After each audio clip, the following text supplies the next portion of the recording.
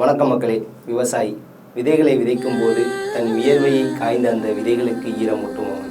தான் உண்ணாவிட்டாலும் பிறருக்கு உணவளிக்கும் ஒரு கடவுள். குழந்தைக்கு பசிக்கும் போது உணவு ஊட்டும் அன்னை ஒரு தெய்வம் என்றால், நம் பசி போக்க உணவு ஊட்டும் விவசாயம் ஒரு தெய்வம் தான். நம்ம நாட்டில் இன்னும் ஒரு சிலருக்கு எதுவுமே புரிய மாட்டேங்குது. விவசாயம் பண்ணுறவங்களை கேவலமாகவும், ஏதோ இன்டர்நெட்டில் வேலை செய்கிறவங்களை கௌரவமாகவும் நினைக்கிறாங்க. ஆனால் இன்னும் அவங்களுக்கு சுத்தமாக புரியலை, அரிசியை இன்டர்நெட்டில் டவுன்லோட் பண்ண முடியாது அப்படிங்கிறது. என்னதான் கோடி ரூபாய் பணம் சொத்து எல்லாத்தையும் சேர்த்து வச்சாலும் அவங்க அந்த காசு சாப்பிட முடியாது. உண்மையிலே ஒரு விவசாயி விவசாயம் செஞ்ச அந்த உணவை தான் நம்மளால சாப்பிட முடியும்.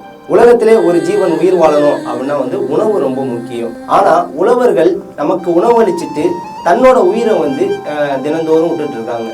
இனி நம்ம நாட்டில் ஒரு விவசாயி கூட சாகக்கூடாது. ஏன்னா நம் நாட்டோட முதுகெலும்பு அப்படின்னா நம்ம விவசாயத்தை தான் சொல்றோம்.